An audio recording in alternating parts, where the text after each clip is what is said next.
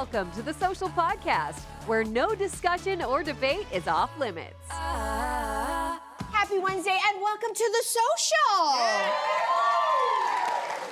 Hey, we'd like to welcome to the show for the first time TV anchor and host Matt Scooby. Welcome to the show. Thank you for having me. Thank you. I know you come by way of Ottawa. Is this correct? Yeah, spent almost 12 years in Ottawa doing mostly local news, a little bit of everything, a radio show, sports. So have continued that here in Toronto, which I am having a blast doing so Fantastic. far. A Matt of all trades. That is you. Well, let's kick off the show, everybody, because Reddit co-founder Alex Ohanian, he is not going to let it slide if you weigh in on his marriage to Serena Williams, because sports commentator Stephen A. Smith, he made this mistake months ago, saying he would have divorced the tennis legend over her appearance in Kendrick Lamar's Super Bowl performance. And Ohanian, well, he actually brought it up again recently with him live on the air. Look at what went down. I think you had some marriage advice for me. Is that right? Or well, you know what? Listen, I didn't. People, headlines are headlines. you hadn't been married before, right? I am married. No, He Stephen. hasn't. Okay. Okay. Yeah, because I give advice to plenty of founders who want to build billion-dollar companies. And the reason I do that is because I build billion-dollar companies. Yeah. So I generally try to stay in my lane. Oh my gosh, not only did he put Stephen A. Smith in his place about marriage, also the flex of, I'm a billionaire. Did you catch that? Anyway, should you only be giving advice on things that you have experience with? Matt, what do you think? Talk about the background on this, I think, first of all. Stephen A. Smith is ESPN's highest paid personality. He makes almost $40 million a year, reportedly, right? Yeah. He is paid to make headlines. He is paid to make statements like this. And so I don't think it's surprising to anybody that follows sports or otherwise. However, if you make a comment about my wife in a public setting like that, you better believe that I am never, ever going to forget it. And if I have an opportunity where I can make it land like he did, then 100% I'm taking my shot and making it fit. Because at least and he did it, I think, in the proper way. Stephen A. Smith has never been married. He's very closed off about his public life, unless he is absolutely pressed about something. But you're gonna stand on a platform like that and insult and and try to give someone else advice on a relationship like that. It doesn't make any sense to me. He doesn't like his daughters being talked about either. He's only recently come out into the public eye with them. And so I think this is, I can't blame him at all. Really, at all, for coming out and saying. Alexis is good with this. I think he's totally good to do. You know who's also really good? Mrs. Scooby. Her husband was like, not on my watch. And you'd figure after the Oscars debacle in 2022, when Chris Rock decided to talk about someone's wife, we all know how that went down with the slap heard around the world, that we learned that we should not talk about people's spouses on television. Stephen A. Smith, did you miss that? Did you forget about that one? But you make a really good point. He has a lot of money and he gets paid to talk about sports. Right. But I also think I understand why he felt so emboldened to give his 2 cents on this. This man has never played professional sports a day in his life. He actually is not that quite physically fit, but he's making a lot of money giving his opinion about, sports people and what they do on and off the field. So maybe that's why he felt so emboldened to be like, yeah, and you know what? Since I'm not married, let me tell you what you should do with your marriage. You should leave your wife over some 2-second performance during a halftime Super Bowl, which he really missed the whole mark, which is like Serena was invited to perform because she's also from Compton, California, where Kendrick Lamar, who was the headliner, is also from. That's why she was invited, not because she has something for Drake, which is what Stephen A. Smith was trying to insinuate. But there's a bigger issue with Stephen that's going on right now that I feel like needs to be addressed. He keeps on attacking black women, successful black women who have not said one thing about him. It started off with Serena. He most recently made a comment about this politician in the U.S. called Jasmine Crockett, and he's been called out by the community going, why are you using your huge platform to call out these black women when they said nothing? You know what? I think he's projecting. You know, sometimes when people give you advice, unsolicited advice, it's more about what's going on with them than it actually is the advice that they're giving to people. So, Stephen, my question is, who hurt you? What's going on here? Yeah, I mean, this obviously he was doing it for shock value. He was doing it because it's part of his brand. He got what he was coming to him by the response that was given by Ohanian. So it's hard to relate to exactly this situation because I don't think this was advice. He wasn't giving advice. He was giving a take. But if we're asking about like whether I think you should give advice, I think only if you are asked for advice. That is the only time you should give advice.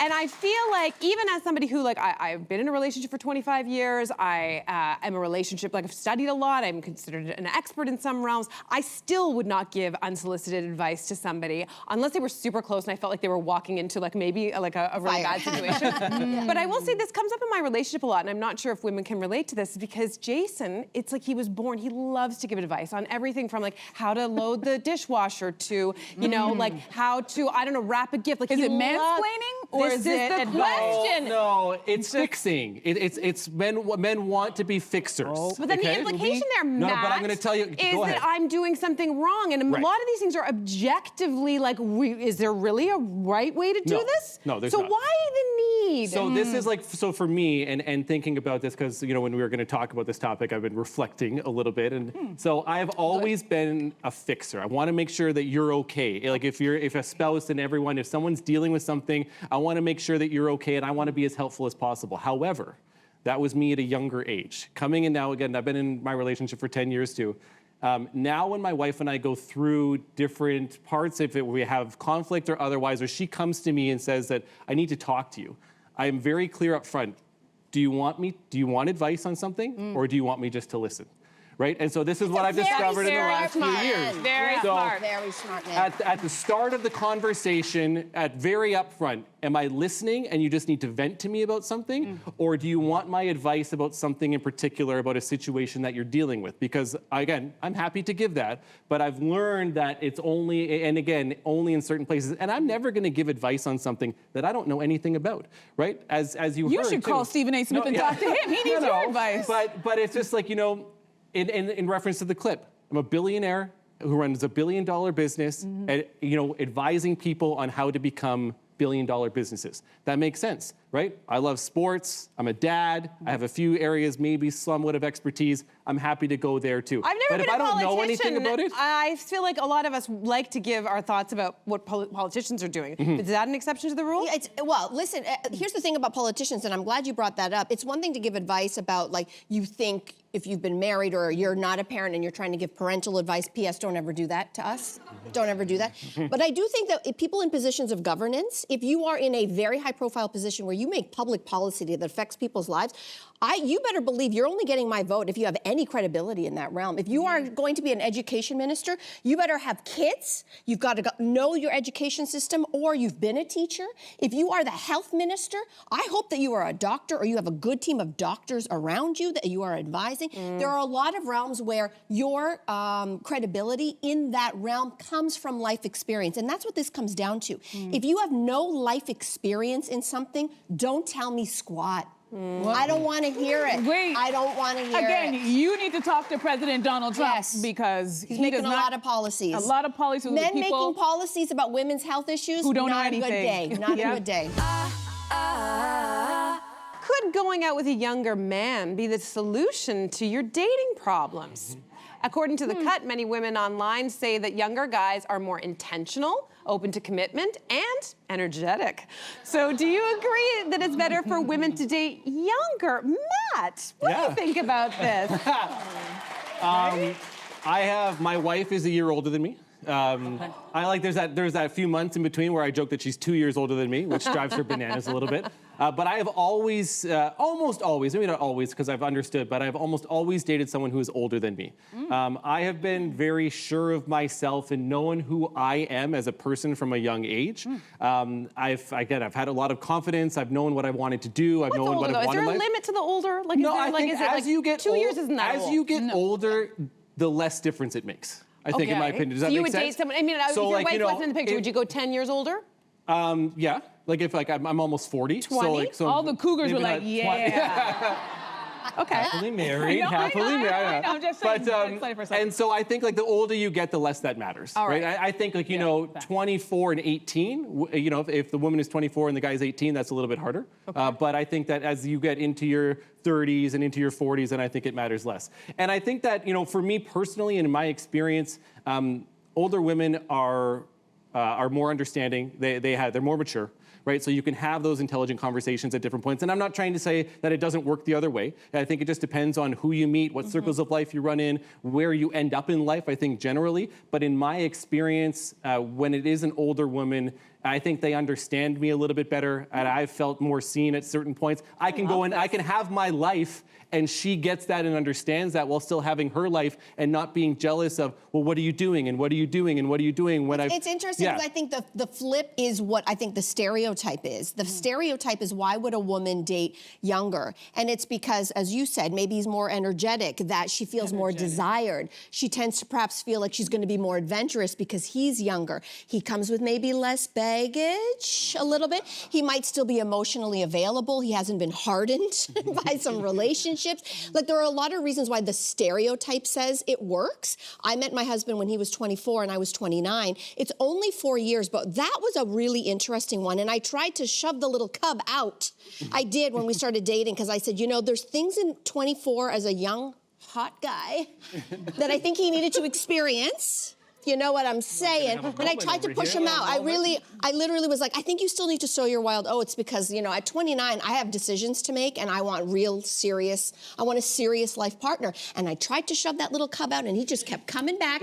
And so here we are, you know, 17 years married, it worked out. And I will say, but the stereotype worked. There is something that I really enjoy about the fact that he's not only younger than me, but he's not threatened by my ambition. He's one of my biggest cheerleaders, if not my biggest cheerleader out there. So there is something to this idea of what a younger man may be able to give you that perhaps an older man cannot. So on my side, 4 years, not a big deal. It's worked out over here. It's worked out over here. Yeah, I don't know. I'm uncomfortable with this better and worse. I think it depends on what you're looking for. If you are just coming out of a long-term relationship as a woman and maybe you had a sexless marriage, or maybe a younger guy is what you need because you need the energy that they were mentioning, and you want someone, but it's also, what's your lifestyle? Are you the type of person who likes to be out at 12:30 at night on a Wednesday? Maybe the younger guy is more your speed. What exactly are you looking for? Because I think men, you have to treat them not as a monolith, but as individuals, because you can have an older guy with a younger spirit. You could also get a younger guy who has a very old man spirit. I think it just depends, and I don't like these, because if we were to flip it and we could have, can you imagine a conversation where men are like, yeah, I prefer younger women over older women because they're less baggage? We would all have our backs up against the wall. So I don't like these types of conversations. It depends. What are you looking for? What do you really want out of this relationship that you're in? Because I've done both, and I'll say this much. The younger ones and the older ones, they're kind of, men are all the same, but I will say this much. The younger ones, it's kind of like having a puppy. They're always really excited, tails wagging. They're really excited to be there, and sometimes they have little accidents, but their heart's in the right place. Oh, really? Let's move on. Oh, okay. We're out of time for that one. Matt, I'm going to switch lanes now. Like it or not, a wife wrote to Dear Prudence to ask if hugging her male coworker is cheating. She says that... Wait, let me finish. Yeah. She says that they hold each other for 5 to 10 minutes a couple times a week platonically, and it's improved her relationship with her husband because she's not as needy for his affection. So the question we're asking is this cheating? I think the audience has spoken. It's yes. Is this cheating? Like, it depends, again, what's your definition of cheating? I think she's not cheating on her husband. I think she's cheating on herself. What? Okay. Explain that. Explain that. Cheating on herself? They've been married for 13 years, and she said her husband no longer gives her affection. Honey, if it's 13 years and you haven't been able to open up to your husband to say, I need more affection because I feel lonely, so you're going to try to find it in somebody else, girl, you are watering your garden, a different garden. You need to water your own garden. So you're either you're gonna woman up and you're going to talk to your husband and tell him what you need, or why are you trying to find something in someone else? You're cheating on yourself. Because it's easier to stay in your uncomfortable situation with the house and the friends and the kids and all that stuff, and then get that little thing from over there. Because to leave that marriage for a lot of people, that's the big issue. Relationship expert? Oh, sorry. 5 to 10 minutes of hugging at a time is not platonic. Yeah. No. It's not platonic, right? And for me, that physical tonic, like, my love language is physical touch, and so, like, I get the need for physical contact, but hugging for 5 to 10 minutes at a time. Could you imagine us hugging for 5 to 10 minutes? No, like, I love hugging, and I can't even, like, hug my wife for 5 minutes at a time. But our relationship expert, I'm guessing that there's an oxytocin thing happening. Yes, there is. I mean, we do need physical touch. I'm not going to try to justify the 5 to 10 minutes is tripping me up foreplay. too. It asks a lot of questions. It is foreplay, and I'm wondering, like, what things in your body are being activated at that time. You know exactly what's being activated. But here's the question that I would have: is that what is interesting is what you're bringing up is what kinds of conversations are we having with people, and what context would we be okay? So, for example, if you went to a wellness retreat and part of the assignment was to sit with a stranger and stare at them, this is a thing that people get told to do, which is very intimate. Are we okay with that? Is that cheating? What if it was hugging with strangers in order to activate that oxytocin? Would we be okay? I think the issue in this case specifically is that it's a work colleague and that they are looking for something that their partners are not providing. And that HR frowns upon that kind of behavior. Maybe that is the thing. But I think a conversation is needed. Just talk to each other, people. Talk to each other and ask for what you want. Crazy. Subscribe to the Social Podcast so you don't miss a fiery debate. Until next time, socialites.